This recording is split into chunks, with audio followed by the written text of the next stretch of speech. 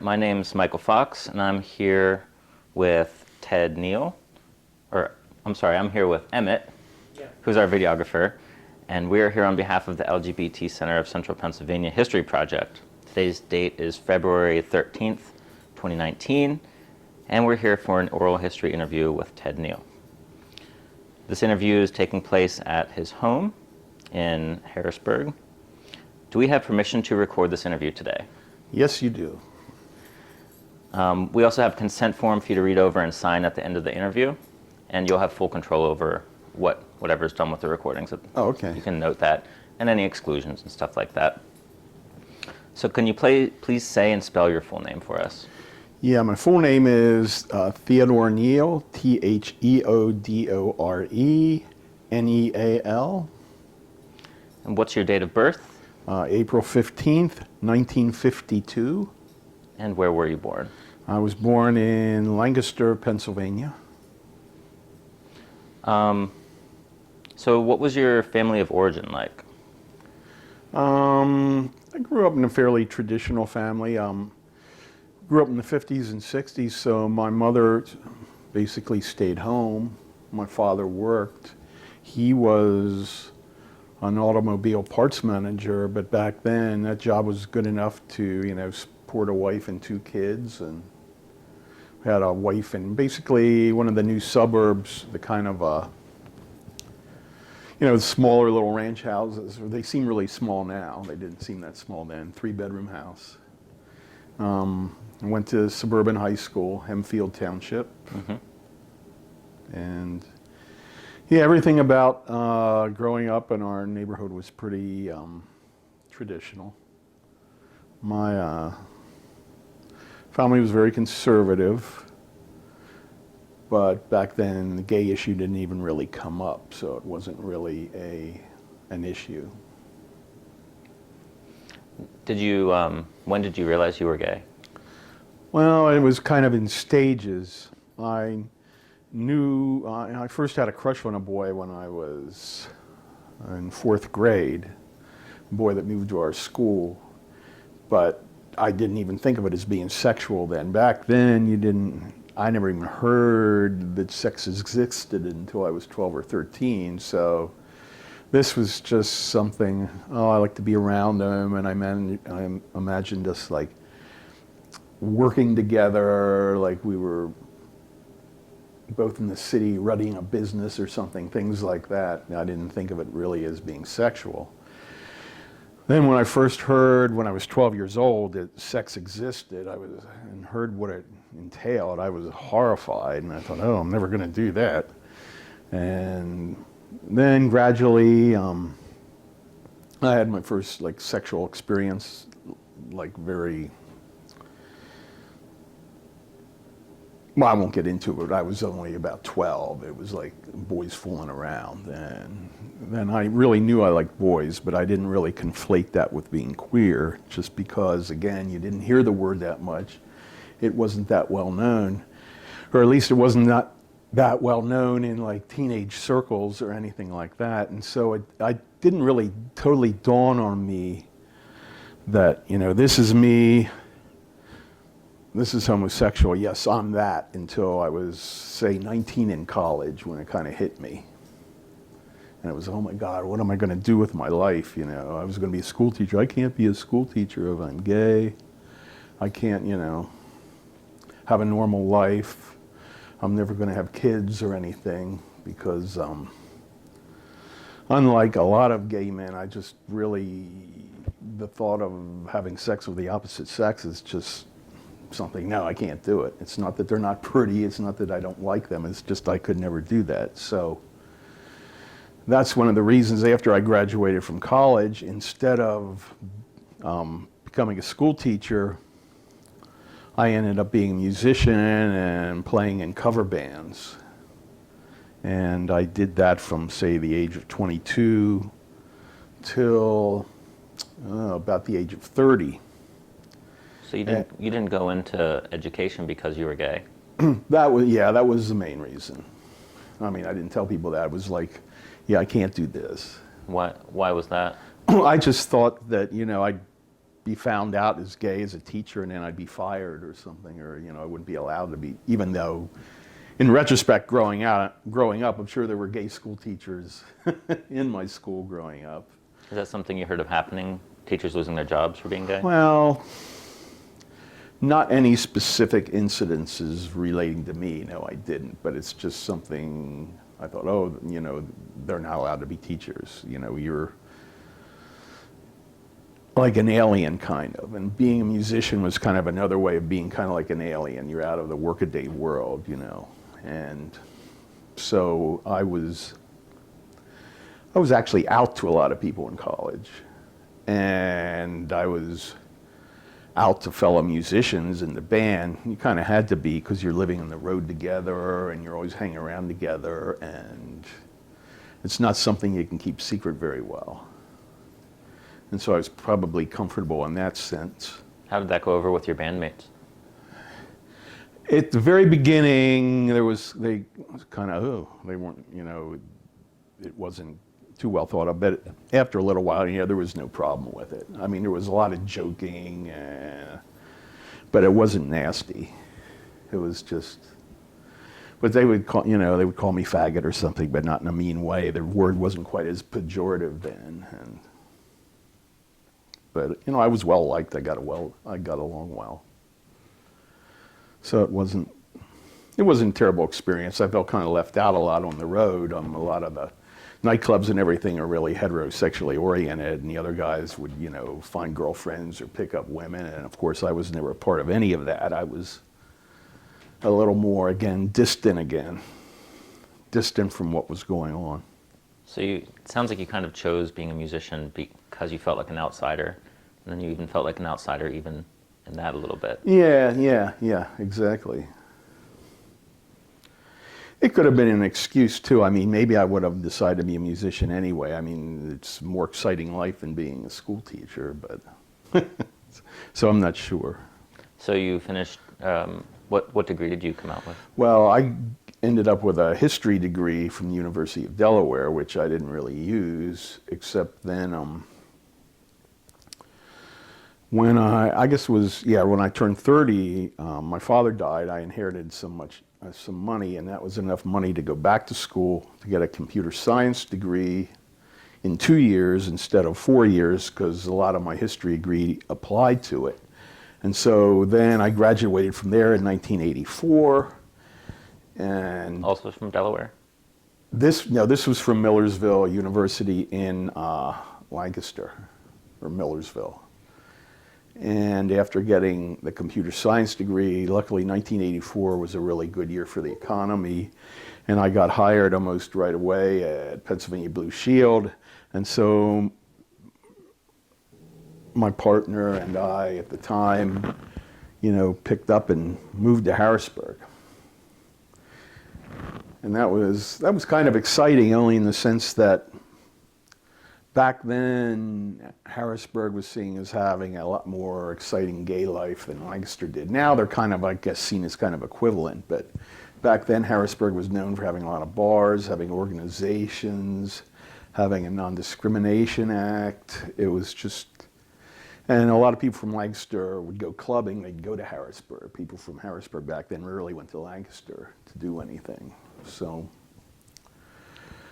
we moved up here and rented a house in a place called Melrose Gardens out in Allison Hill, and we moved in, and we had a good life up here. I was never out at work, but we made a lot of friends here. As soon as we moved up, my partner volunteered then with what was the gay switchboard of Harrisburg. Mm-hmm. I don't know if anyone's spoken of that at all. Okay, so you have some background on that. And he eventually actually became the director of it, which was unusual because he had retinitis pigmentosa. He was losing his vision. So the secretary at the time dictated the manual and everything to him, and he brailled it, and he had the whole manual in Braille. Then he eventually became the director, and I became the treasurer. And so we made a lot of friends there with various volunteers, friends I still have to this day that worked at the switchboard or volunteered at the switchboard. They would go in at 6:30 at night to 10. Looking back on it now, especially with my partner as the director and me being the treasurer, just was amount of balancing like a personal checking account. There was not much to it. But we had no protection from any kind of liability or anything, and we were doing peer counseling, and people were coming out, and the calls were all broken down into categories, and there was a logbook that the volunteer would enter in the calls, and there were categories like bar information, that was a big one, doctors, dentists, legal authorities like lawyers, restaurants, home fixer-uppers, and then they had... And these were services that were gay-friendly. Yeah, gay or gay-friendly. And then you would categorize the call as they either wanted one of those services, or it was a coming out call, or peer counseling, or something they called general rap. Back then the word rap was like, hey man, let's rap. So, and what year was this, or what years? This started in probably the fall of 1984. And right then the switchboard was located above a bar called the Red Rose or the Rose Rouge, which is now Burger Yum. It's been a lot of things. It's been Zephyr Express and Smalls and Egypt and Mars, and it's gone through a lot of iterations. But there was kind of like an unrented apartment up there that it wasn't real scummy, but it wasn't really good to rent, and we were allowed to have our office there for free. You know, we had a desk and some like rummagey living room furniture and the phone and the manual and the journal, and it had a kitchen which wasn't operational and a bathroom, and it worked out really well. Unfortunately, probably around, I don't know, 85 or 86, when my partner was a director, we got evicted from there because one of the owners or managers of the bar said, oh, well, let's call up and see what they say about these bars. And whoever was the volunteer was talking about the Rose, and they said, oh, you don't want to go there, that's dead, and it's an old man's bar. And then that was the end of that. So we had a month or two to leave. Did it continue after that? The switchboard continued after that, and a year or so after that, my partner didn't run for director anymore. It really made it difficult because first they had to locate, it was like some kind of, I don't remember exactly, like Lutheran Church Center or something way off of 83. It was out of town. It wasn't as accessible. And it was in a place with a lot of other offices. And like it was near like a suicide hotline and things like that. So and after that I kind of lost touch as far as what became of it. I think it was still operational up till around 10 years ago or so, but obviously first personal computers and emails and the internet and now smartphones pretty much made it obsolete. So, but that was a big experience moving up here. Do you remember any of the other names of people involved with the switchboard? Oh, yeah, Don Schreiber was my partner. He was involved. Before him, the director was Mickey, I think his last name was Brandon. Mickey Brandon, I'm not sure about that. His partner was Carl Hoffer. Unfortunately, Carl Hoffer was one of the first people around here to get AIDS. And that crisis started happening around 85, 86. And At first, we were kind of wondering because he got shingles, and sometimes somebody getting shingles, that would be the first sign because it would be like a weakness in the immune system. And then I remember, I think it was Christmas of '87, we had made a lot of friends knowing the switchboard and knowing people in Dignity and MCC. And I remember Carl called up her house and said, "Oh, I won't be able to make the party. I've just had some devastating news." And of course, we figured what it was. But also, in terms of what was going on with the switchboard, they also had something called the Coalition. And the Coalition was like a monthly meeting of different gay organizations just to hash out issues or say what was going on, because again, there was no internet, there was no email.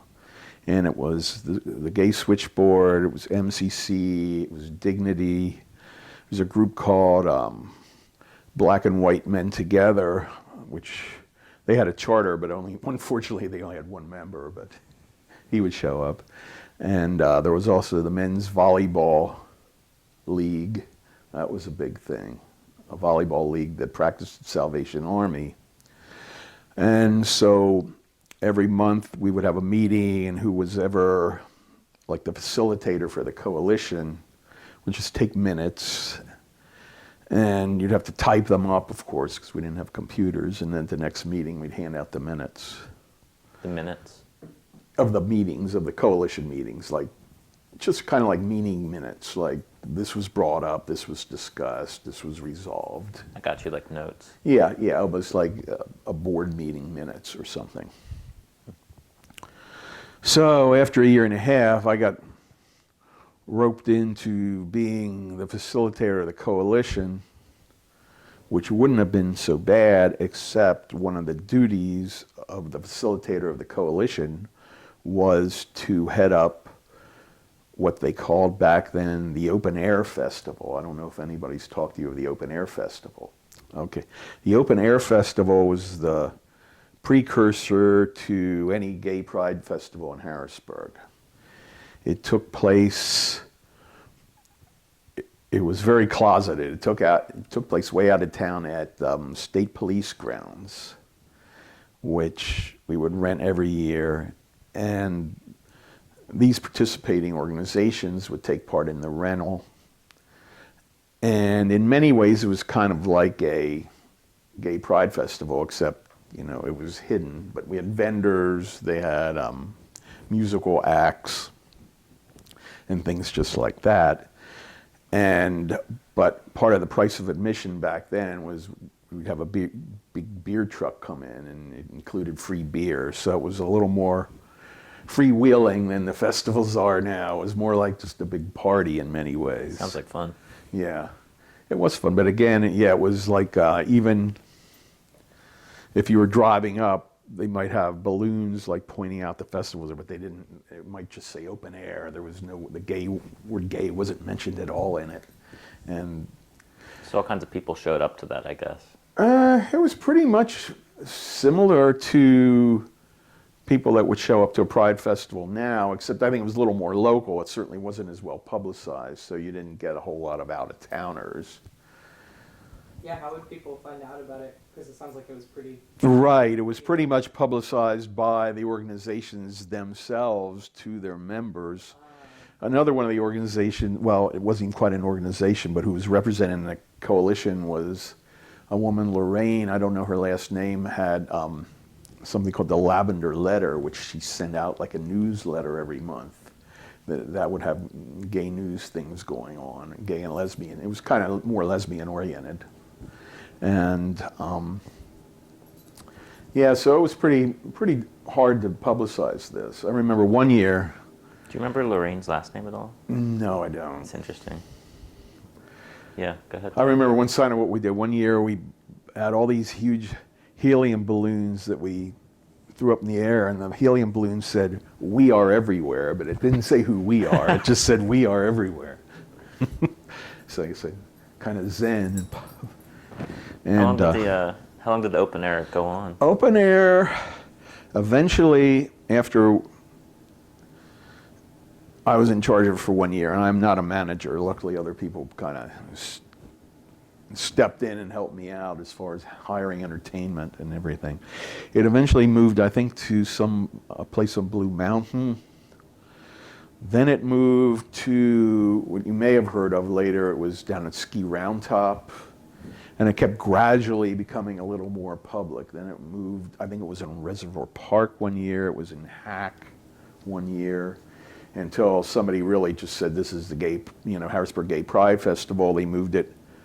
Actually, the Open Air Festival was originally in May. It was the week before Memorial Day.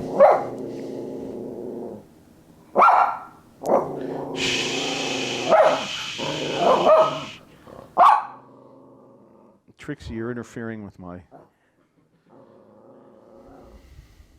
you have any favorite memories from the open air festival? It sounds I remember 1 year, just a year before I was in charge of it, I just remember it was really, we were really partying, we were kind of drunk, and we just had a great big giant group hug like we were moving. That was fun. Did that help with because you were talking about feeling like an alien before? Did that Yeah. Yeah, moving up here and being involved in the bars and even more the organizations really helped me feel a part of something. It seems like there was more camaraderie in the older days in the gay community. There was definitely I think more camaraderie as far as within organizations. They were more socializing because that's how you met people. I know Dignity met at the Quaker Meeting House, which is at 6th and Her.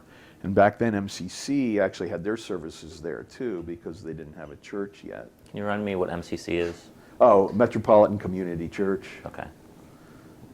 I know I've heard of it before. Yeah, we have entries with a lot of people. Yeah, they're on Jefferson Street now. And let me see if I can think of anything. I know it was probably around 86 or 87, a big change in the gay switchboard. It was when we changed the name to the Gay and Lesbian Switchboard. And that wasn't particularly controversial, but that's how, before the word lesbian wasn't put into things as much until later in the 80s. Mm. Do you remember what kind of stuff, because you're talking about the coalition, do you remember what kind of goals you guys had, or what kind of projects you guys worked on? I mean, you mentioned the Open Air Festival was really the only major project. The main point of it was just to report to each other what the other organizations were doing, what events we were having, so that we could kind of cross-pollinate events and things like that. And a lot of it was just a gab session. Yeah. But then these groups, you knew them. I mean, then the people were familiar to you then. You knew what their issues were. I mean, once we had a city council candidate come, and he came to a coalition meeting to just be kind of interviewed or something.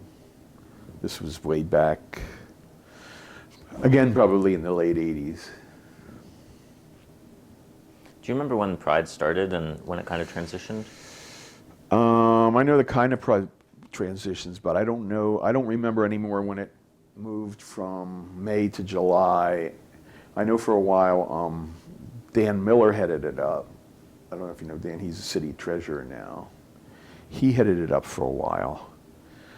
And I don't know how long until there was a standing, gay pride committee that handled the whole thing. So you mentioned earlier that Harrisburg had a non-discrimination act.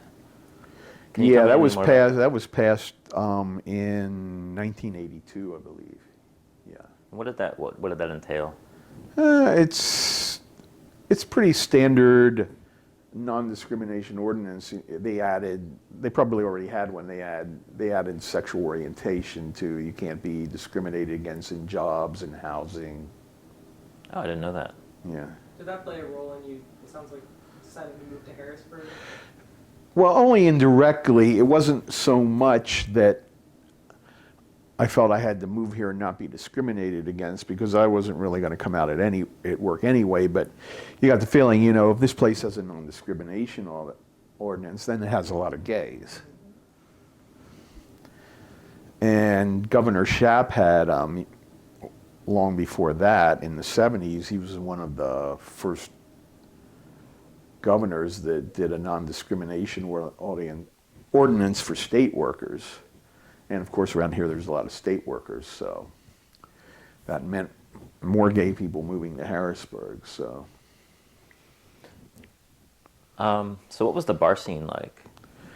the bar scene, when we moved here first in the end of '84, was probably just at its peak or nearing the end of its peak, you know, before AIDS hit. At one time, there were actually 7 bars. There was a D-Gem, which was a lesbian bar, which was out of town, but everything else was pretty much in walking distance. There was the Red Rose at South and 2nd. There was the... that was the one under the switchboard. That's the one, the switchboard, yeah, the one that we trashed and got kicked out of. There was the Strawberry, which was at... Actually, it was here when we moved here, but we didn't go at the first location. It was at Strawberry and 2nd, then there was a fire, it burnt down. And now it moved to 704 3rd Street, which is the location of the current 704 Lounge. That was called Shadows for a while. There was the Pegasus, where Sturgis's Speakeasy is now located. I don't know if you're familiar with that. That's at like Forster and Capitol Streets. There was the Neptune, was probably about the most popular. That's on North Street now, where Monjaqui is and Rubicon. There was Stallions, just started up a little bit after we moved up, and the building next to Stallions, which is now Aleco's, was called the Archives. In fact, the coalition met in a room in the Archives, and it got to be there were almost too many bars, and then a lot of times if you go out Saturday night, it would just be, see all these people in the streets walking from bar to bar, like, where's there gonna be enough people? And there wouldn't be enough people because everybody'd be walking from bar to bar because there were too many bars. So eventually, you know, capitalism take over and they kind of started to thin out. The Pegasus closed, the Archives closed, the Rose closed, and so it was pretty much left to the Neptune and Stallions and the Strawberry. That's a lot of bars, 7. Yeah. And you said around that time that was the peak. So what did AIDS do to the community at that time? Well, it just, as people got sick or were dying, or just less people to go, to put it straightforward. I mean, we probably lost about a third of our friends, so that died. And you would never realize they had it until all of a sudden they started looking real thin or started looking real sick.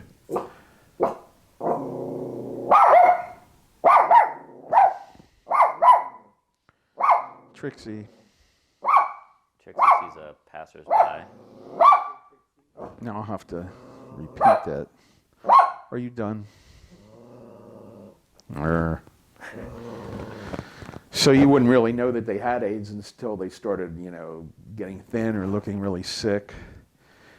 I know in, I guess the next phase as far as me being involved in the community was in, I guess 1990, I joined the Harrisburg Men's Chorus. And back then it was, again, much more closeted. Not only in the name, we didn't do any overtly gay material. In fact, I know the first season I was in, we did that song from Oliver, "Where is Love?" And anyway, one of the lines is, "Where is he?" And we changed it to "Where is she?" because, you know, we weren't going to overtly sing about being gay, even though everyone in the chorus was gay. Did you go by a different name back then? Well, it was just a Harrisburg men's chorus. It didn't have gay in it. I'm not sure when they put the word gay in the chorus. That's still kind of controversial now. Like Baltimore still doesn't call it gay because then they say they are able to get more. Now it's almost reverting back. They say it's easier for them to get more trans members and everything, and questioning people if they don't have gay in the name. And I know I took like a 20-year sabbatical from the chorus from about, I guess, 94 to 2014, and I joined again when it was the gay men's chorus after I retired. And I know we make a big push to say, we're certainly open to straight people to join, and actually a couple straight guys are starting to join now, and we consider that, a good thing. But the debate over the name still continues, but now our material is really overtly gay now. I mean, it's gay positive.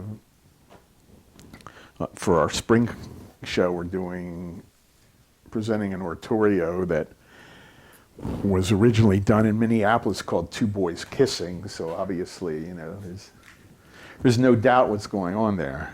So, and we're getting an 8-piece orchestra and everything else for it, so it's really come a long way. So you started again in 2014. Yeah. When were you involved the first time? Oh, from like 1990 to around 1994, 1995. Do you remember when the chorus started? The chorus started in 1987, and it was first started from, there was a man, Joe Tucci, who I didn't know personally, who always wanted Harrisburg, to have a gay men's chorus. That's when they were first starting out generally. And then he died of AIDS, so a friend of his, Bernie Pupo, advocated to start a chorus in Harrisburg, and it was very much backed by Frank Idacola, who managed or owned the Neptune Bar, and Nicky Nur, who ran a print shop. And a lot of the chorus started with bar patrons from the Neptune. So yeah, it was run a lot differently. At the very first year or so, I wasn't in it then. Everybody would go to the bar for happy hour and get half snootful, and then they'd go over to the Paper Moon restaurant next door, which would be closed, and then they'd have rehearsal over there. So eventually the director thought, no, this is not a good idea, to go to the bar before we rehearse. So. Did you take part in that? No, I wasn't. By the time I joined, we were rehearsing at Second United Church of Christ on Verbeck Street, which is now, I think it's called Second City Church. And now we currently rehearse at the Unitarian Church on Clover Lane. How'd you get interested in music? Well, I was always when I was like even 3 or 4 or 5 years old, whenever we would go to my aunt's, all I would do is go in and pound on her piano. So I ended up having a really good ear for music, and so I was given organ lessons, and I didn't practice very well, and I never developed a lot of technique, but I had a good ear, and I could just play songs that I heard on the organ, like, oh, I like that song, I would just sit and play it. I didn't necessarily play it with a whole lot of finesse or a whole lot of style, but I could play it. And my parents, my father in particular, would always be, relatives or everything would come over and they said, now you have to play the organ. I go, oh, I don't want it. And yes, that whole thing. And then I'd sit down and play for them. So it's just something I took to. And then in high school, I was in the band. I played trumpet and then trombone. And I was in the Hempfield Singers in high school. So yeah, it's just always something that came natural to me. I was never good at art or a lot of other typically gay things, but I was good at music. So it just kind of found you in a way. Yeah, and then in high school I played in, garage bands in high school. And you said you did cover bands too after college? Yeah, I played After college, yeah, I played in cover bands that worked regularly in like Lancaster and Lebanon and York and Harrisburg. And we could make I couldn't live on it now, but we could make a tolerable living on it then. Some of the names of the band, one was Fat Cat, one was called Smoke. I was in a band called Big Deal. In Big Deal, we started doing some traveling. We went to Florida a couple times. We would play up in Scranton. We'd play in New England. And then I guess the most popular band, although I wouldn't think you would have heard of it, was in the early 80s. I was in a band called Daddy C and the All-Stars. And it was one of the first retro bands. It was like the 80s started, so we decided to, instead of doing disco and all that, we started a 60s band. So we were like a 60s band in the early 80s, and it really caught on. It was a 4-piece band, and it was a bass, guitar, drums, and keyboards, and we all sang. And What did you play? I played keyboards. See, I always played keyboards, which got a lot easier over the years because in the mid-'70s, if you played keyboards, you had to haul a piano around, you had to haul a synthesizer around. If you wanted to play like strings, you needed a string machine. I mean, it was just gobs and gobs of equipment. It was extremely heavy, but I didn't mind it back then. I was really young. Now, if you play keyboards, you know, you take your keyboard and it does everything. So going back to the men's chorus a bit, what are some of the places that you guys went to with the chorus? As far as my being in the chorus, we generally have a big holiday or Christmas concert, depending on, there was a part in the middle 90s where we got pressure from the board to get away from Christmas concert and not use that word, and now it's kind of back the other way. We're allowed to do it again and nobody complains. And then we do a spring concert. After I left the chorus the first time, when I was first in it, the best thing, we were at Carnegie Hall, not just us. There was this huge chorus that was assembled to do a work by this composer from England, John Rutter, who's really well known among church music composers. And he had a requiem, and we were up there along with some high school choruses, college choruses, just to get a whole mass of people to sing. Wow. And Carnegie Hall liked to sponsor these sorts of things, especially when you had like a lot of high school choruses or something. There would easily be, 4 or 6 family members that would buy tickets to go see it. It didn't matter what it was. So it was actually a big cash cow for Carnegie Hall to throw these things. So they got, John Rutter to come over from England, and that was a good experience. The chorus is a member of what they call Gala, and I forget what the actual initials start from. I think it's Gay and Lesbian Association of Choruses, but they have a big gathering every 4 years. So in 2016, we went to Denver, and we sang there, and dozens of choruses from all over the country appear there, and that was enjoyable.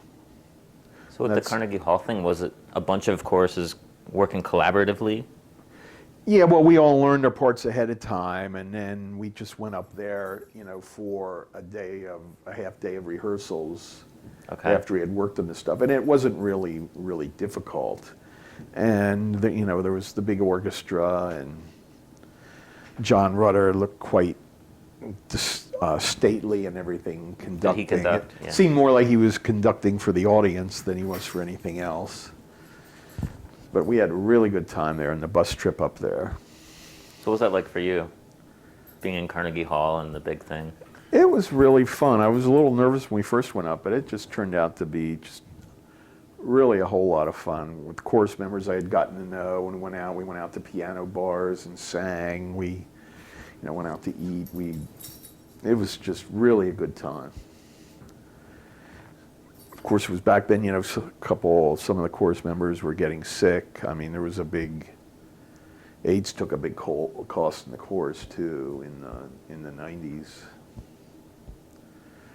So I had some good friends there that later died. That's rough. Yeah.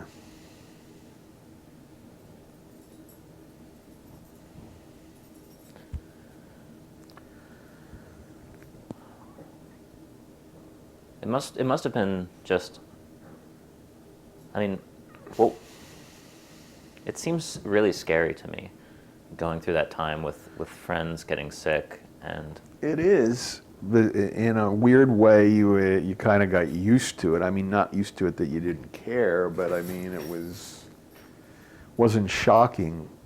In general, specifically, it would be shocking because you'd think, oh, I didn't think he would have AIDS. I didn't think he would have AIDS. Not pejoratively, like they're bad, but they just seemed like fine, and then all of a sudden, they'd start getting sick. And sometimes they would hang on for a really long time. Sometimes they would be gone in a couple months. Sometimes they'd see them at the brink of death, and then they'd be fine again for a while. I know one couple was in the chorus, and it was Jim and Lester. They were a couple, and they were more out of the ordinary for the chorus because I know the first night they showed up, Lester was in a dog collar and Jim let him in. And of course we didn't know they had AIDS, and then for a while, all of a sudden, they dropped out, and you'd see Jim, and he just looked all hollowed out, that he was at death's door, and Lester would push him around in a wheelchair. And then about 6 months later, I saw him again. Jim looked fine, and Lester looked at death's door, and Jim was pushing Lester around in the wheelchair. You just never knew how it was going to progress. Do you have an idea of what the medicine or what the healthcare was like back then for treating AIDS? They came out with something that was supposed to be somewhat helpful called AZT, but it wasn't very effective until they started coming out with, I think they're called the protease inhibitors in the middle 90s. There really wasn't much of anything. I mean, you could treat symptoms. Like people would get what they call thrush, which is something a lot of times babies get, and it's like a sign of immune deficiency. You get some kind of fungus thing in your mouth. Of course, they had medicine for that. They transferred it because originally it was mainly like baby medicine because it would be babies that would get it, and then so it was taken more like with a spoon, and then it came out more in a different form when adults were getting it. There was this specific kind of cancer, Kaposi sarcoma, that a lot of guys would get. It would be these huge, horrible, like purple tumor-like things. But everyone was different. I mean, you never knew what they were going to get because it was all due to deficiency in the immune system, so you didn't know what they were going to pick up. You said the chorus lost like a third of its members? Yeah, I think that would probably be a good estimate, yeah. I mean, not all at once, but, over time. Did you have access, especially early on, to, resources, even, to tell you, what was going on? How did you... Well, we knew. Well, actually, that's another organization my ex and I were involved in that started in... I think it started in 1987. It was called SCAN, the South Central AIDS Assistance Network. And they were a volunteer group that had different committees. They had an advocacy committee to advocate for people with AIDS. We had a buddy committee. My partner was actually an AIDS buddy. What's an AIDS buddy? Well, he would help take him to the doctors. We would bring him things. Especially the patient was Frank, and he was severely mentally disabled, and was Don was going blind, and and his patient was, you know, MR. So, but Don was very good at, you know, escorting him to the doctors, and once in a while he'd have to go to Baltimore to the doctors, and Don would escort him down there, and they'd both get to go free, not because Frank had AIDS, but because Don was going blind. We'd do some Buddy would do grocery shopping sometimes if the person with AIDS was having trouble getting out of the house, if they were more housebound. So, yeah, it was a lot of things like that. That was Scan. Yeah, Scan. Do you remember when that started? I'm pretty sure it was how long it 86 or 1986, 1987. And it started was a man, Roger Beatty, who had been very big in kind of like gay advocacy in the 70s. He had something called the Gay Task Force, and he started out. He was the president, and then someone who became a good friend of ours. I don't know. People talked of Jackie Schulz, who was also the head of PFLAG back then, Parents and Friends of Lesbians and Gays. Right. She was the vice president, and her son Rick, who's now a college professor at Lock Haven and had always had like social service college degrees, he was really involved. And Don and I and Jackie and Rick were just like, we'd run around together all the time. We'd go out to eat. We'd have great times. Would you tell me some more about PFLAG? Parents, Friends of Lesbians and Gays. I'm not sure exactly when they started here, but Jackie was in charge of it, and the other main woman who kind of assisted her, who was a mainstay with her, was a woman called Hope Nancaro. Hope, they both actually died within the last 2 years. Hope was in her 90s, Jackie was in her 80s, and they would have meetings at Tressler Lutheran Services where, you know, it was kind of like a peer counseling, or it was almost similar in some ways to like an Al-Anon group or something like that.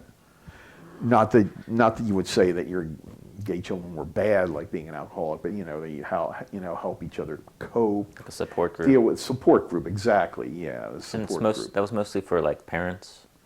It was mostly parents. Yeah, I mean it was friends too, but it was mainly parents or siblings who were dealing with the fact that they had this gay relative or gay child. And was My mom actually goes to PFLAG.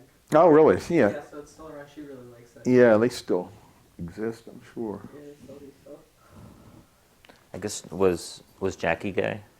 No, Oh, really? No, she was divorced from her husband.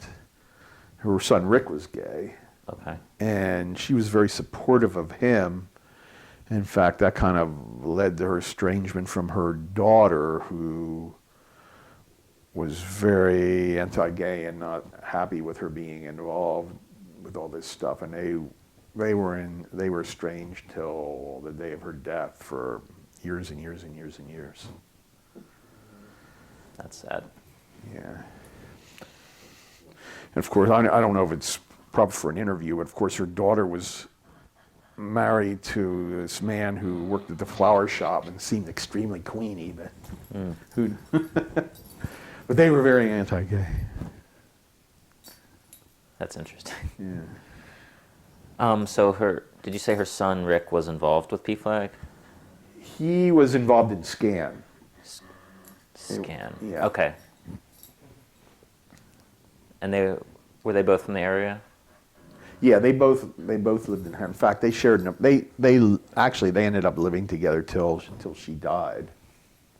He did a lot to support her because she Lost was your mic there. It'll just clip in, like, you see the circle part? oh, like this. Yeah. Trixie, stop hogging the limelight. Trixie, stop it. Come on. That's it. Trixie. What's the matter? Okay, yeah. Yeah, I think it's good to have Trixie in the interview. Yeah. So anyway, yeah, Jackie was very heavy and very big, and as she got older, it became harder and harder for her to get around, and Rick was very helpful to her in that regard, and he stayed with her. And then they ended up, it wasn't really gay oriented, but they became very big in adopting disabled cats.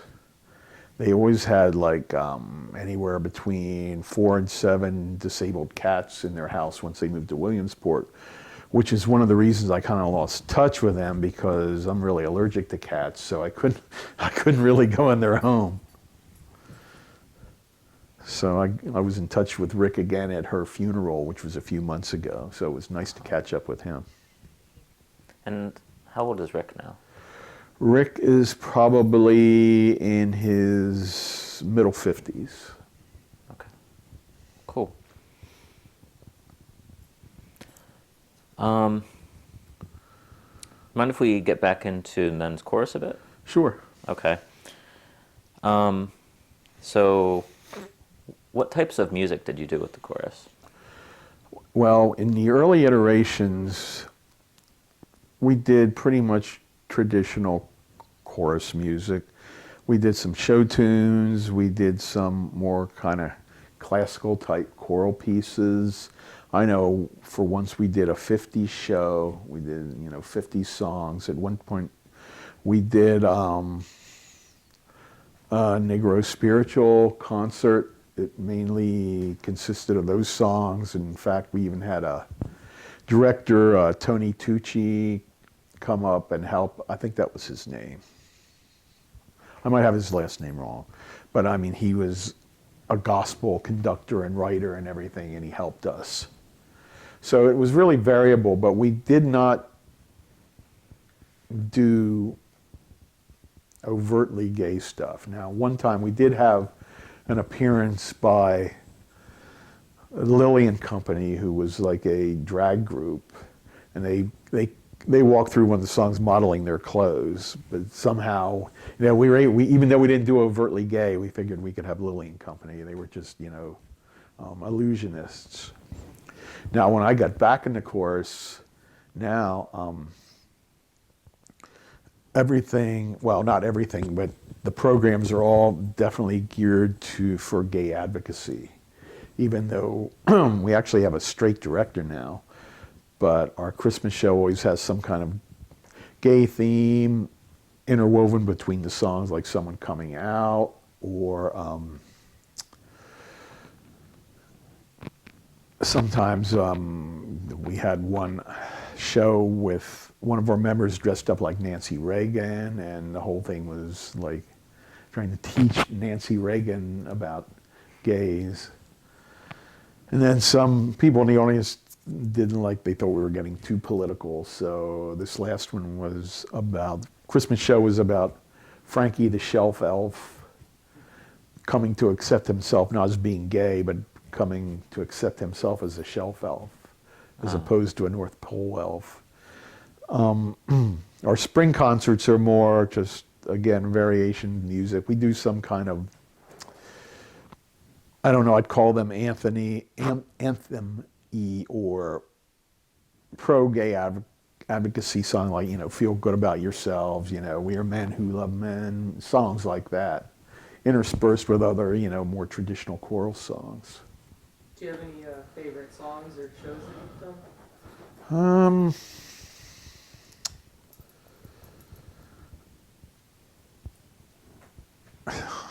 I can't pinpoint any particular one.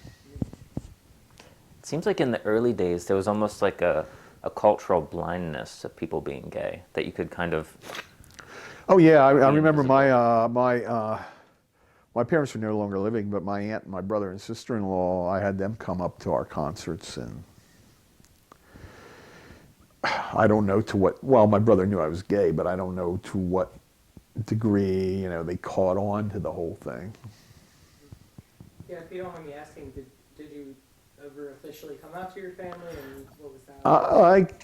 So the question was, did you ever I came officially out to come my your mother family? accidentally because when I was in 1974, still in University of Delaware, I went to this gay conference in Rutgers University. And when I got home, I had some of the flyers of someone left in my jacket, and she found it. So she was not happy about it, but she had her issues. I mean, she had cancer then and everything. So, I mean, we didn't really delve into it that much. I don't know if my father respected or expected or knew, or if she told him or not. I remember talking to my brother about it, and he was not really supportive, but he wasn't real hostile about it. He was more kind of indifferent. But my brother and sister-in-law are really like strong, like Trumpsters now. So I don't. I mean, my current partner Andy and I, we go down, we have dinner with them and everything once in a while. And I've never even directly said anything to my sister-in-law about it, but I assume she probably knows, since my brother knows. I mean, I'll say Andy and I are doing this, Andy and I are doing that, but we don't normally bring up the subject per se. So it's not something you really talk about with your family. Right. And I don't have that much family left, really, because my parents are no longer here. My Aunt Heidi, who I was really close to, is dead. My parents both died in their 50s.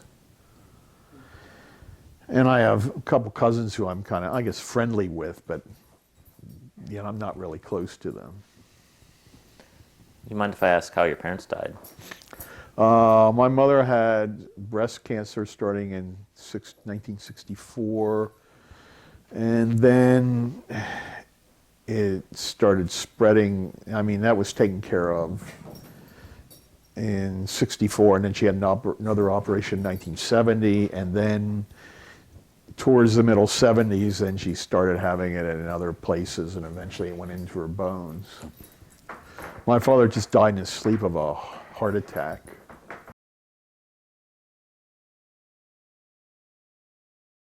So I was curious about, like, with the men's chorus, you said sometimes you would change some words so that you didn't seem gay. Right, And yeah. If the song was actually, like I say in the song, it was "Where is she?" We changed it to "Where is he?" And then that became real controversial after a while, whether to change it. And then for a while, even though it was just still the Harrisburg Men's Chorus, as the years went on, then I know we would change it from she to he, so it would. It kind of went the other way. Yeah. That's interesting. Mm-hmm. But it was always very.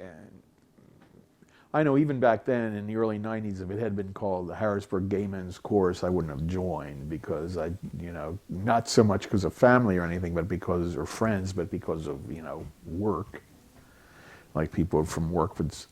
In fact, I know even the Harrisburg Men's Chorus, I know in the Sunday paper once there was like a picture of us where we had been ready to perform somewhere, and I was kind of in the background. I'm thinking, oh, I hope nobody sees it. I hope nobody sees it. So you never came out at work? No. I told a person or two here and there, but never. And sometimes people I knew better, I would bring up things that Don and I were doing, to the extent, I mean, you didn't have to be Sherlock Holmes to figure it out. I didn't invent girlfriends or anything like that.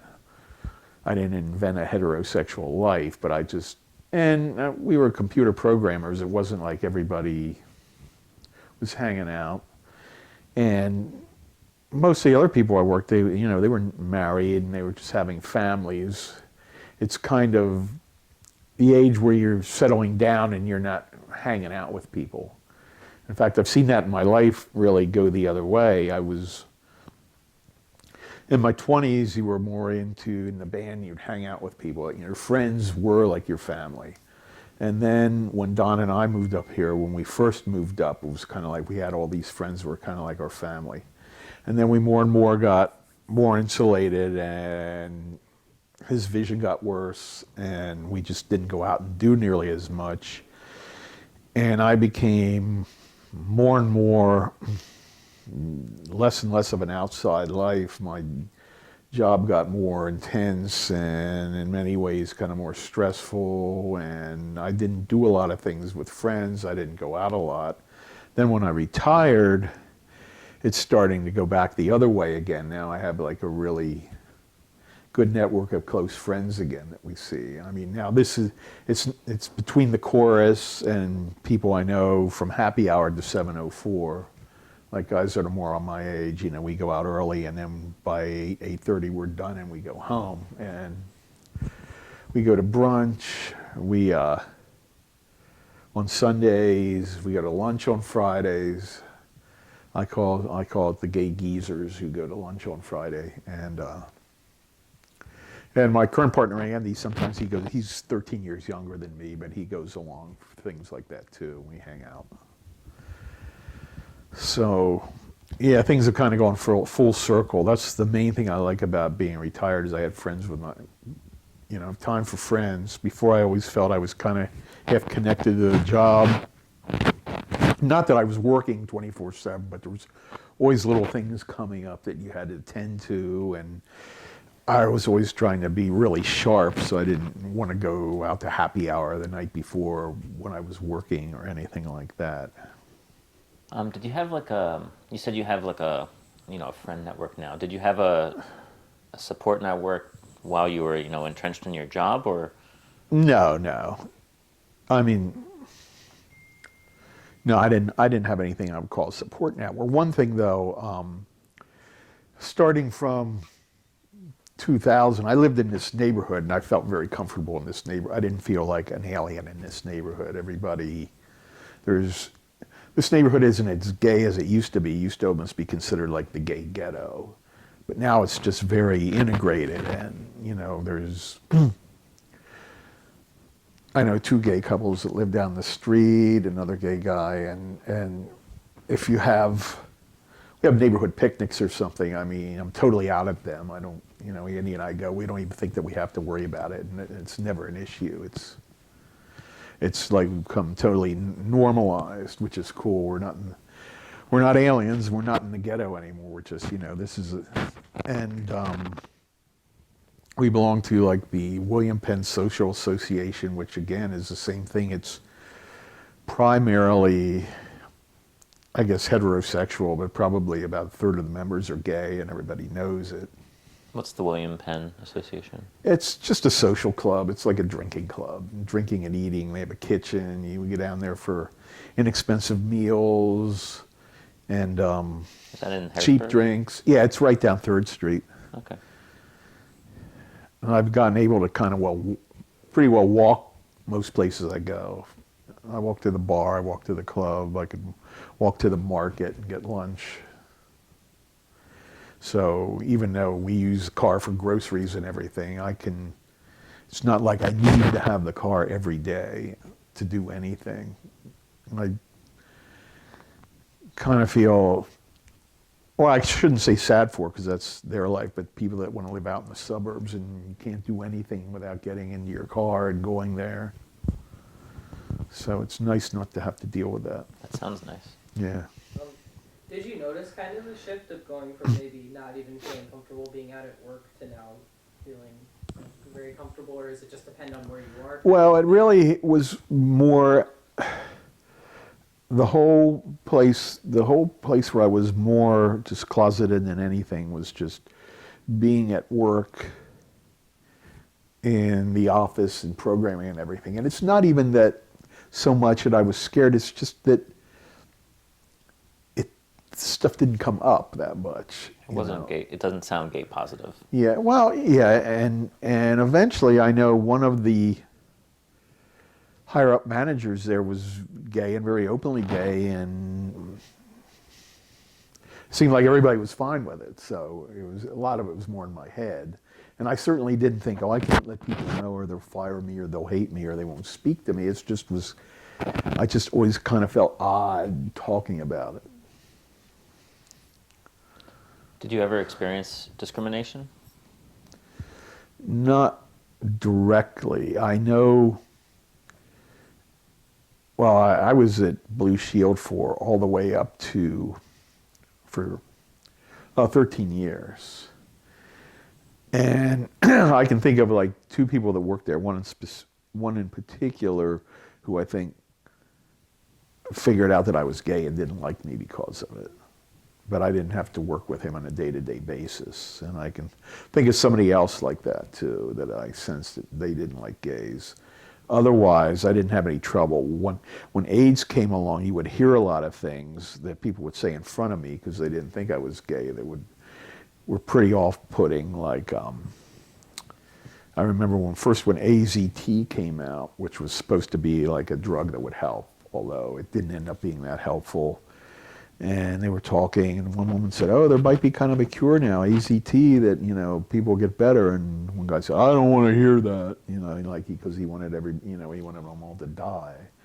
And then she said, "Don't be that way. There's innocent children and everything that get it too," you know. And of course, he was supposed to be very religious and all that. So. Did you sense that was like the general attitude, or was it more just some people were like that? It was very mixed. And there were definitely some very liberal people there too. I mean, it was really mixed. It was hard to say. It was just that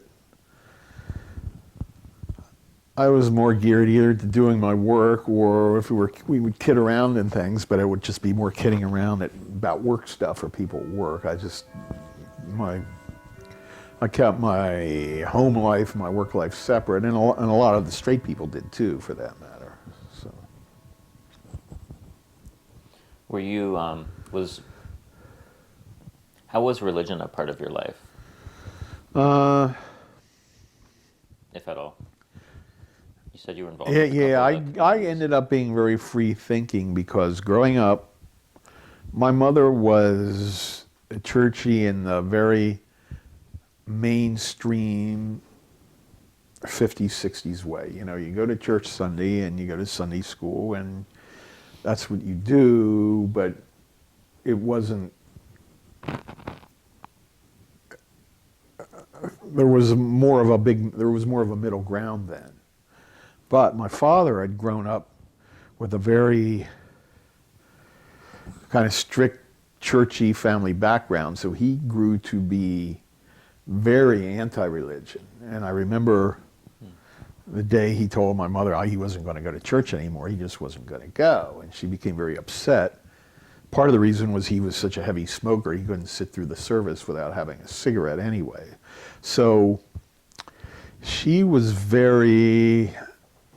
But then when she got cancer, then she, of course, became more religious. You know, I guess, you know, you don't, you might as well, you don't want to risk anything, you know, be on the more religious side.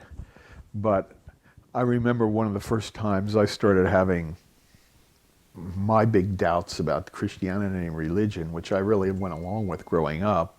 I remember at 14, you were brought into the church, and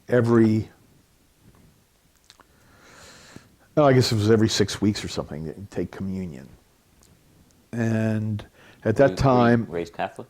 Huh? Were you raised Catholic? Well, no, Catholics have it every week, but this was like a United Church of Christ. Okay. Which are very liberal now, but I mean, back then they didn't have any stance on homosexuality. It wasn't talked about. But I remember at that point, our grandmother was living with us, and she was developing what now you would figure was Alzheimer's. They didn't know what it was then. She was getting very senile and very annoying, and she was always accusing my mother of taking her checkbook or her bank book or her teeth or whatever. And my mother was always kind of very sweet and nice and don't say anything bad about anyone. So anyway, we had gone to church and we had taken communion, and I would always leave communion kind of like this ethereal, heavenly, deep spiritual thing had happened, even though I don't quite know what it would have been. And I would leave feeling quite self-satisfied and quite anointed or whatever. And I remember going home in the car, my mother just started flipping out and flipping on my grandmother, who wasn't with us, but she was driving. And I'm thinking, oh, I guess communion doesn't really do anything.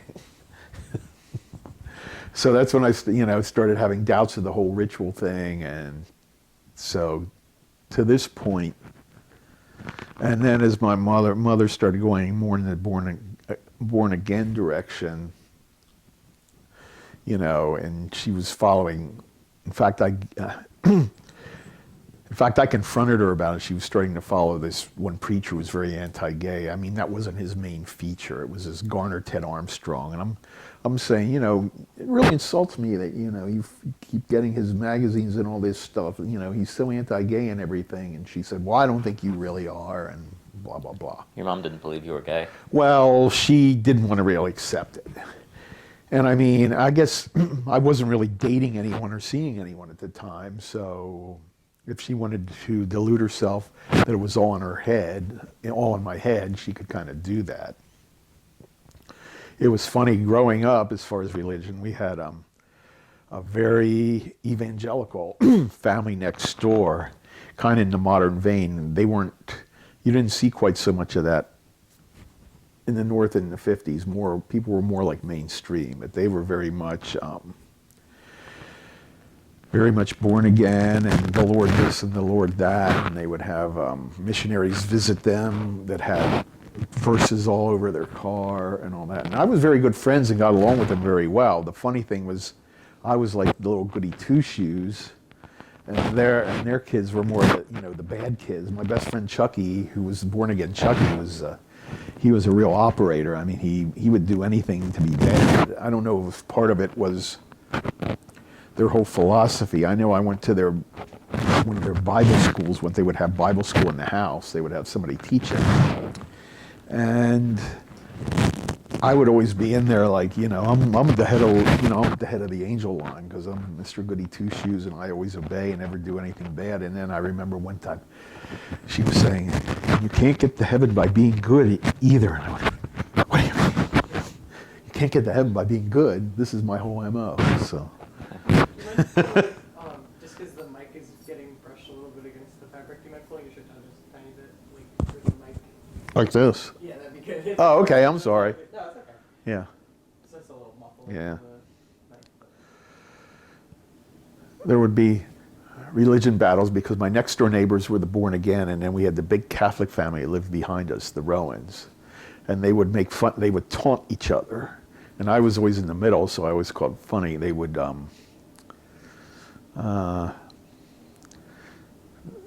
yell to the neighbors next door, the Fernalds would yell at the Rowans. They go, oh, Pappy Pope Paul, Pappy Pope Paul.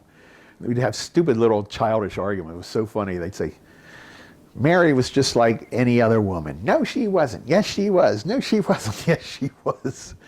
And then the Rowans got back because all of a sudden Mr. Fernald next door announced to their kids that they weren't supposed to say things like gee whiz or gee willikers because it meant Jesus's whiskers. Well, we had never heard it. We just thought this was the most absurd, ridiculous thing we had ever heard. So the Rowans would yell, they go, gee willikers, gee willikers, gee willikers, just to taunt the Fernalds. So they would do this back and forth religious taunting. The G. Willikers was risque in your town. Well, no, it actually wasn't, because before Mr. Fernald came out with this, we thought, what is he talking about? We just thought it was completely absurd. I mean, I realize now that is actually what it's like a euphemism for that. But when you're a little kid, it just sounds totally ridiculous. So you never really... I never had the thing where I'm scared that God's going to be mad at me or Jesus is going to be mad at me. No, I never.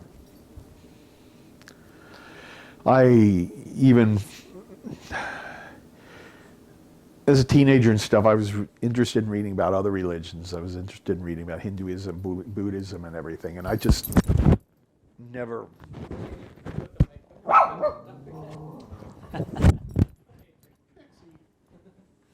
Trixie saw a person go past. No, it's a good question because I know a lot of friends, they got married and everything because, I mean, they lived a life of getting, well, wait till I get this on.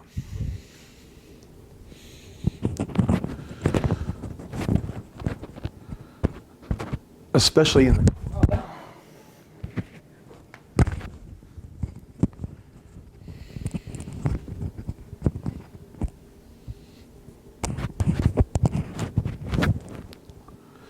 especially now in the chorus, the guys that are more my age, a lot of them were married and had children. I guess that's why they're still alive, and they had all families, and they didn't come out until they were in their 40s or 50s or after their children were grown, and they'll say, oh, well, yeah, I really thought it was sinful and evil and bad, and no, I never felt that way. I would worry about the consequences of getting caught only, or being outed only because, you know, I'd have to deal with things I didn't feel like dealing with. But no, I never really worried about God in that sense. So when you said still alive, you meant? Well, maybe one of the reasons they didn't get AIDS is because back then, you know, they were closeted and living with their wives and kids. And you said a lot of those men who had straight relationships and families felt that on some level being gay was immoral? Yeah. I wonder if there's a relationship there. Yeah. So they said, you know, that they felt the impulses, but they weren't going to act on them because, you know, they thought it was like more like, you know, like if you're a kleptomaniac or something, you know, well, I want to steal, but I'm not going to steal because it's bad. They thought of it the same way. I think partly because I started, I don't know how to put it, like fiddling around when I was so young, and it just never seemed bad. It just totally seemed illogical to me that it was any different than having sex with the opposite sex, as far as whether it's morally okay or not okay. Do you think, did that play into you deciding to come out when you were in college? Because you said you were pretty open in college. Yeah, I was fairly open in college. Yeah, I think it did in a sense because I was never really ashamed of it in the sense of being a bad person. But on the other hand, I was always been the type of person who I don't want to rock the boat and I don't want to have any confrontation. So whenever I was be in a circumstance where I thought I wouldn't have problems or I could get away with it or nobody would be negative towards me, then I would come out right away. But if I thought it could make things unpleasant, then I wouldn't. Kind of like a case-by-case basis? Yes, it was totally case by case. And probably if you look back of it, sometimes it isn't even totally logical. It's just however I felt about it at the time.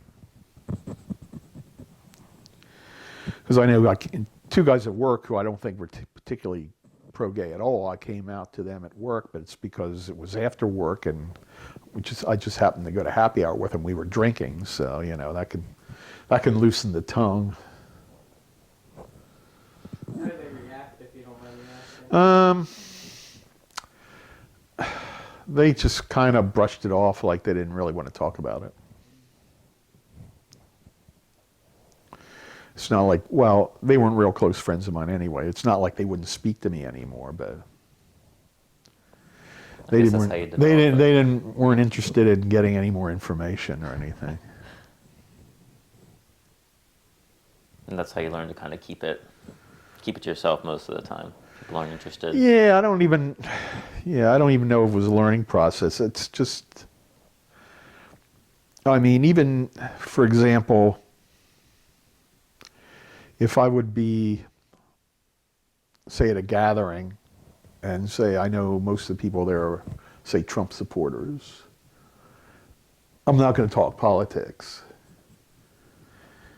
Just because, you know, I don't like confrontation and all that, even though I'm totally comfortable in my view that they're jerks, you know. Well, maybe not jerks in every way, but certainly jerks in that respect. And I think it's more like that. Or if people are religious in a way I don't agree with, and I'm around, say, a bunch of religious people, even if it's not gay oriented what they're doing, I'm not going to, you know, challenge them. So it's more like that. It's, I see what you mean. Make everything just smooth sailing. It's more like that. You've learned to coexist with lots of different kinds of people. Yeah, yeah. Yeah, I guess we all do, but So did you ever meet anybody famous in your chorus experiences? Any famous soloists or anything like that? not up close and personal that I can remember. No, no. Did you ever do any commissioned work?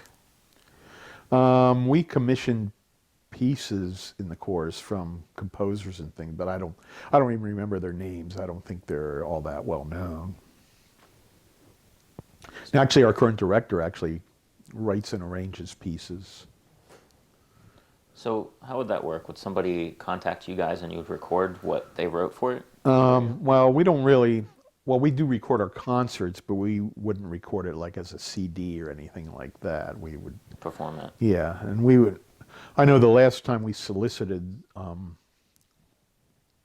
for our 30th anniversary concert in spring 2 years ago, we solicited people to write pieces for us, and we gave out like first, second, and third place awards. And it wasn't a whole lot of money. It shows there's a lot of people out there that are writing choral music and want to have it performed, and there's not that many venues for them to have it performed. So That's interesting. Is that still going on? What's kind of that? thing? The contest or something like you said, where you have people write music? well, that was just one for one particular season. Oh, okay. Yeah, That's a cool idea. yeah. I mean, obviously they didn't write it only for us, but it was a way for them to, have their music heard. That's cool. I heard something about the National Conference of Gay Men's Chorus. Oh, yeah, Gala, which I'm. Oh, that was Gala. Yeah, I can. I wish I could tell you exactly what the initials stand for. But it's all. It's kind of like an oversight organization that any course can join. Obviously, nobody's obligated to join it, but the big event they have is every 4 years. They have a big meeting some summer. It was in Denver in 2016. It's going to be in Minneapolis in 2020, and it lasts about a week, and all the different courses perform for each other, and it's usually a place where you have enough settings where there's multiple concert halls, and then of course there's workshops and parties and a lot of it's fun. Sounds like I would have enjoyed it Sundance more in my one. younger days, but it's still fun. So you mentioned earlier you went to, I think you said Denver? You performed in Denver? Yeah. Did you, where else did you travel? Or if at all? You mean with the chorus, or? Yeah. Actually, other than that, in Carnegie Hall is the only place I've gone, because by the time they got involved with Gala was when I had first left around 94, 95. So I know they had gone to Miami, and I think San Jose. I mean, every 4 years they went somewhere, but then I didn't join again until 2014, so I've only done that once. When did you retire? I retired in 2014, which was actually when I went back to the course. Yeah. Not so much about being closeted anymore, but it was more just, I don't like my life to be that intense, and the course really takes a lot of work. I mean, a lot of people, especially that help on the board they talk about their day job and their gay job. I mean, we have to memorize all our material, which is very good, but it's hard for me getting older it takes me longer to learn everything. And then there's fundraising. Like I spent all last week, it's pretty interesting, we worked at the farm show for Sports and Outdoor Show, sponsored by the NRA, and we managed beer stands, and we wore our chorus shirts there. That's awesome. Yeah, so and I did it too, so we've come full circle in that way, and we get basically little or no, I think a lot of people don't pay any attention or know, but then some people do, but we haven't had any serious difficulties with it. They still want their beer. And it was a good fundraiser. I know there was some of the people that were more in the board and managed didn't want managing the course didn't want us to work there because, they're against the NRA and, in favor of gun control. And most of us are against the NRA in favor of it too. But I guess our philosophy is more practical. Well, Take their money. if we can take their money, yeah, we're not even being clandestine about it. So why not? I like it. Yeah. Do you have any experience with military? No. Anyone in your family? Just an uncle who was a Marine major. My father was in the military in World War II, and I think he had a leg wound, but he was not like military oriented at all. He was more very much nobody tells me what to do, and I won't tell anybody else what to do. He was very libertarian minded. He was definitely not an authoritarian type at all. You said your dad was like very sort of free of the religion thing, like he didn't take part in it. He and his brothers and sisters, my aunts and uncles, I'm not sure how it all became about, but they were all very anti-religion. Something in their upbringing, in their strict Evangelical United Brethren Church, something turned them against it. I don't know if they saw it as hypocritical or if they didn't like the people at the church. But the only one who would go at all was my Aunt Peggy, and that's because her husband was, a steady churchgoer. And after they were in their 80s and he died, then she wouldn't have anything to do with it again. It's like she's willing to go along with it for 50 years, but then that was the end of that. Now my mother's family, again, like I say, they were religious, but more in the traditional. When you were in the 50s and 60s, you just went to church. That's what you did, and that's what they did. They weren't like. And then once you left church, it was over. And then you went home, and then you put it aside for another week. So how old were you when your dad stopped going? 14, you said? Oh, when he stopped going, I was probably only about 7 or 8. Oh, 7 or 8. Yeah. So how do you think that affected you, having a dad who didn't participate and a mom who made you a part of things? Well, the most of probably Trixie made me more free thinking, because you can't say I was raised this or I was raised that.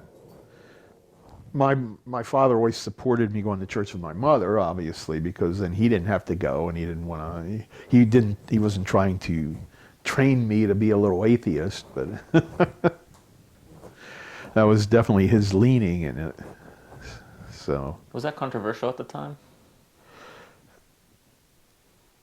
Well, if he had gone around and told everybody he was an atheist, I guess it would have been, but he didn't even really use that term specifically. He just didn't like to go to church, and he didn't like Bible thumperiness at all, and he didn't like churchiness. Plus, by the middle 60s, he had this sense that the churches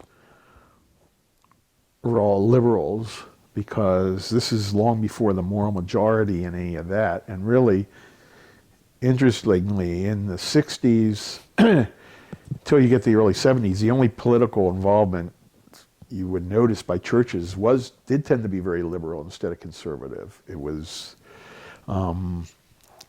people, it was against the Vietnam War. It was in favor of civil rights. It was all that stuff that he didn't really go along with. So he really saw churches being the opposite now that they are now. He saw them on the wrong side of politics, because he saw them as being liberal and left-wing. So your dad didn't like that they were for civil rights? Yeah, I don't know what happened to him. He grew up in like a very typical, well, I shouldn't say typical, but certainly not unusual Lancaster County family, where they did not like blacks, they did not like Jews, they didn't like anybody that was different. Then when he went to World War II, he had a complete turnaround, because he didn't like the way black soldiers were treated in the war. They were separated off and they were treated inferior. And I think he might have seen one or two of the concentration camps. So actually, when he came back from the war, and it's another reason where I think I might more of a free thinker. In the 50s, he was like very liberal minded. I remember seeing a little black kid once, and I remember when I heard, I said, "Oh, is that a nigger?" And my parents said, "Don't talk like that. They're colored people. Don't say that." And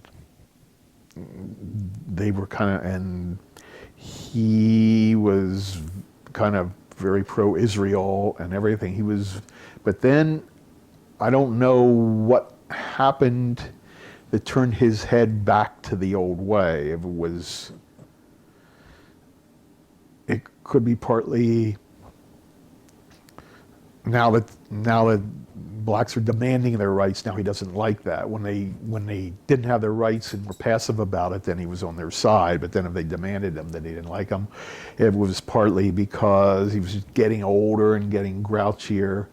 If it was related to my mother getting breast cancer, sometimes if I want to analyze him, I think it's almost and I wouldn't be surprised if this is true in many cases. It's a way of venting your inner hostility towards your old family, towards your family, because the whole thing is, oh, they're lazy good for nothings, I have to work and they don't do anything. And you don't want to say, oh, my wife and kids are lazy and they don't work and don't do anything. You might even not think it that way. It's those people on welfare and everything that aren't doing everything. I'll be mad at them. He's kind of projecting his anger. Yeah, projection. I think it may have been a lot of projection. And then as I started getting older and I was a teenager and it turned out I was really going to be academic and go to college, and I got grades, and my parents hadn't gone to college. And I appeared to be more like a smart aleck. I'd seen that kind of corresponded with the time he started hating Jews then. So that could have been projection, or maybe not, I don't know. Or he liked to be contrary too. So it could have been as simple as, when everybody's against civil rights, I'm in favor of them. Now everybody's in favor of them, so I'm against them. Nowadays it's edgy to be racist. Yeah. People are kind of racist to be edgy. Yeah. Just so you know, we're at about an hour and 35 minutes. Okay. Yeah. Well, they go to an hour and a half, 2 hours. Yeah, no, I'm just letting you know. Are you all right? Are you? Yeah, I'm okay. Okay. You mentioned with religion and how that changed over the years. You mentioned they were kind of liberal until the moral majority thing. Church influence in politics was, and I think you can read about this. This isn't something I've come up with. Yep. It used to be like the real conservative Baptists and everything. Churches don't dirty yourself in politics. They didn't get involved with them. They tended to be very conservative, but they didn't think it was right to make a point about it. But on the other hand, some of the more liberal Catholics, liberal denominations were really pushing civil rights, were against the war, and then some of the conservative people decided either, well, if they're going to be in politics, we can be in politics, either financial to capitalize on it or because they deeply felt it. But you started having things like Pat Robertson in the 700 Club and Jerry Falwell in the Moral Majority, and this whole other side of being conservative and being religious came up. I mean, there were always some of that, like I think what Father Conklin during the 30s with Franklin D. Roosevelt, and there were always a few like stray right-wing radio preachers, but they weren't organized as a whole way of thinking like they are now. So Kind of the organization of the religious political conservative movement. Yeah. Kind of a similar question to that, just because you've been involved in the LGBT community for so long, like, what kind of progress have you seen, just or also what kind of progress would you like to see? Just like what kind of a progression if any, You mean like just? how have things changed? Yeah, that's a good question. I'm not sure. What I really like that the way things have changed and to continue to change is what I say, like the normalization. Like if I go somewhere with Andy or I go somewhere and I'm not the only gay person there. It's not like I'm a spy. Like, for example, I know one of the last jobs we had with the Cheese Brothers, when I was still in them, we played at a Halloween party at some Legion or something. And for one of the costumes, there were these two straight couples, and the two guys dressed like they were going to have a gay marriage, and the one wore a lavender suit, and it was, the cheap Halloween suits, how they're almost like made out of plastic or something, and the other one wore the pink suit, and then they were acting like they were dating, and then they went up and they did a little dance together and everything. And the whole thing, it wasn't so much that I was hurt or frightened or insulted, it was like, these people just don't even think there's any gay people here. And when was that? These people doing this just assume that there isn't possibly any gay people even in here. Right. And that's what it's nice to get away from, either through living in the city or where we go, wherever I go in Harrisburg, it's not like I need to go to a gay bar or I remember back in the 80s, you'd look for gay restaurants. Nobody cares about a gay restaurant anymore. It was because we used to even feel a little bit, as a couple of men, where is it good to go to eat and where isn't it? Now, we don't care. We go to Aruga's, we go to Dave & Buster's if we wanted to. I don't know that I want to go. You don't feel like there's any place you can't go in general. Now, if we moved way out in the hinterlands, then I don't know if I'd feel that way. But it's a nice feeling. And it's something I didn't used to have. When you moved here, you didn't have that feeling? Well, more so than in Lancaster, and definitely more so than growing up, but no, it was more ghettoized. You had your gay life and you had your straight life. Like if we had a party at the house, everybody there was gay. There were no straight people there. It's not like we specifically said we're not going to have any straight people there. It's just we didn't have straight friends. So I was work, it'd be all straight. It was off of work, I'd be all gay, and there was none the twain will meet. But now it's more mixed. So do you think the level of acceptance is kind of what caused the sort of segregation in your social life? What I mean is, like, it seems like you were worried about culture accepting you, and so you congregated to places where there was only gay people, and then your social group kind of reflected that. Yeah.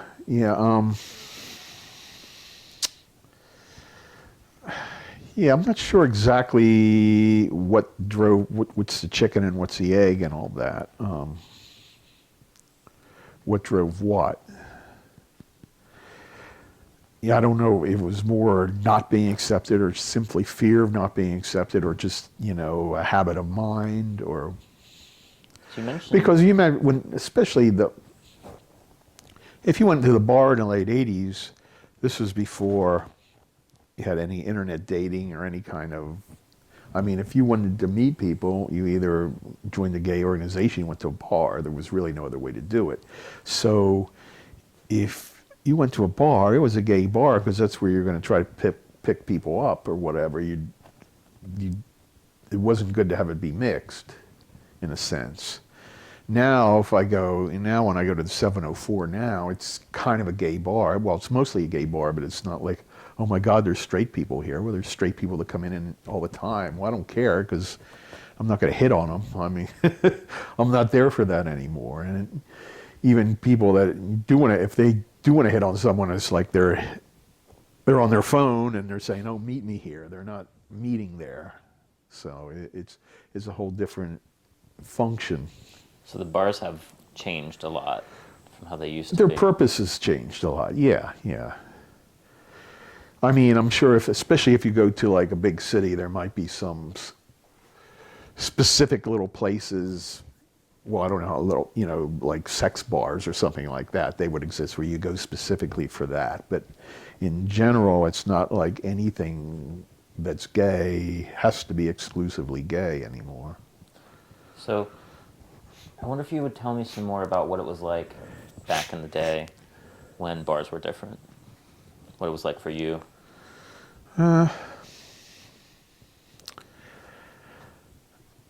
Well, I know my ex and I had an open relationships, and we were really into threesomes, so we would be constantly trying to pick people up when we would go to the bar.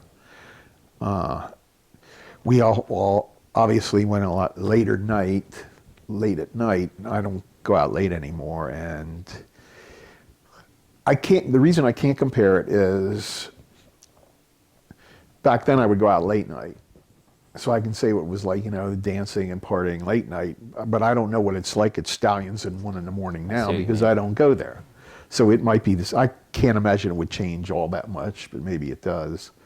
I mean, a big difference is probably there's more worry about drinking and driving now than there was then. So kind of like you're at a different stage of your life. So it's changed. Yeah, so the change is not so much the bars necessarily as it is change in my life, although the biggest change is the mix. Like, go to the William Penn. If I go to the William Penn, it may be, depending when I go, it might be 80% gay there. I might be the only gay person in there, and I don't really care. So I wonder if the scene that you partake of now, did that exist back in the day? No, I don't believe so. I don't think there were social clubs that were mixed.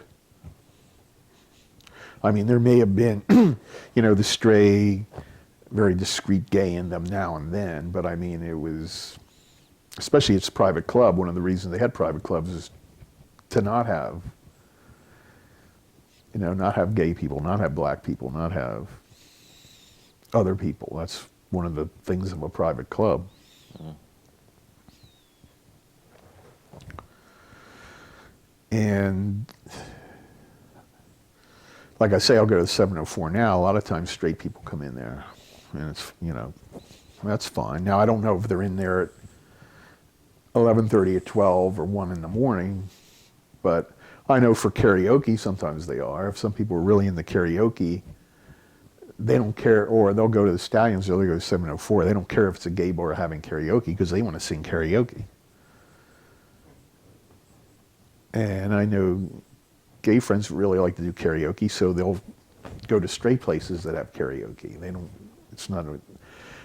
The karaoke isn't totally segregated. Of course, back then there wasn't karaoke, so I can't compare it. It goes back to that normalization and integration that Yeah. So like maybe back in the 80s, like you wouldn't expect to run into a straight person at a gay bar. Like, is that something? No, you did not expect them to be in there. What do you think it would have been like if you had gone to a straight bar with your partner? And, do you know what I mean? What would it have been like for a gay person to try to be open? I guess it depends what we would have done. Well, actually, it would have been a lot easier with him because he was losing his vision. He had a cane, and then he had a guide dog. So it would have been totally different. Like, he's there with his blind friend, so there actually wouldn't have been any problem at all. And I think even just two guys going to a bar together, a straight bar, I think is generally not a problem. Now, if it's a bar out in a rural area and say the same two guys are always coming in, just the two of them all the time, then I'm sure there might be speculation and people would talk. Okay. So sounds like you weren't really, it wouldn't be like... It wasn't like I was horrified to go or felt in danger to go in a straight bar, no, huh? Well, plus all those years I was in the band, I mean, I was always in straight bars and straight clubs, so it wasn't like they were foreign to me. Just kind of fly under the radar, it sounds like. Yeah. Did you ever... Because even though the people in the band knew I was gay, I don't think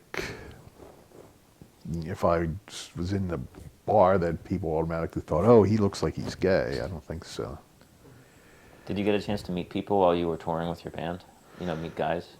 No. If I would, well, part of it wasn't just that it wouldn't have been impossible. I was always very shy about that. If I would have been a more extroverted person and more confident, I don't think it would have been impossible at all to do that. But I had always had this mindset that I'm the only gay person in here. There's no other gay people here. And if that wasn't true, I didn't quite know how to determine who they would be. You've talked a couple times about like feeling like an alien or feeling like a spy or something like that, and talk about this kind of like it's in your head that you think people are. Well, it's more in the sense if I'm in a place and people talk about gays in a pejorative, and it's not even necessarily mean or hate, a pejorative way to other people, where it's within earshot of everybody, and you know they're not, in fact, because you know they're not deliberately being nasty or mean, you know they figure like, there's no gay people here. Right. The assumption that you don't exist. Yeah, the assumption that you don't exist, and since you are existing there, it's like kind of like you're a spy. Mm. Is that something you run into or have run into a lot? Like people saying maybe pejorative things about gay people in front of Oh, well, yeah, every now and then, yeah, but not all the time, but you know, yeah, you run into it. I mean, it's kind of to make it a little lighter, it's kind of like if you go to some place and you make an Alzheimer's joke because you assume that nobody there has a parent with Alzheimer's. It's not that you hate people with Alzheimer's. You're insensitive because you think it's not about you, it's not around you, and it is. And that was the same thing with the gay stuff. A lot of times it was just like talking about people that don't exist in your everyday life. It was more like that. Right. Whereas I think younger people today, if they go someplace, they assume, you know, there might be gay people there. Have you ever traveled to other places, other states or something like that, where you felt that the culture was different? We used to go to Rehoboth a lot in the 90s. My ex and I would go to Rehoboth, and yeah, that was sort of the same thing going on too there. That had a very like almost like segregated gay area where most everybody would be gay, and then the rest of it wasn't. But now people say Rehoboth is less gay now, but gay people still feel comfortable going there because they don't feel like they have to just frequent these few places where you go to. You know, we'll go anywhere. When we first went to Rehoboth, we'd say, well, what restaurant should we go to? What restaurant shouldn't we go to? And now it's like, well, we'll go over where the hell we want, and nobody's going to care. Sort of like the reason that we had things like Switchboard. You know, you had to have Yeah. Where do you go? Especially having a category like restaurants. Now even now the Damron book has the what?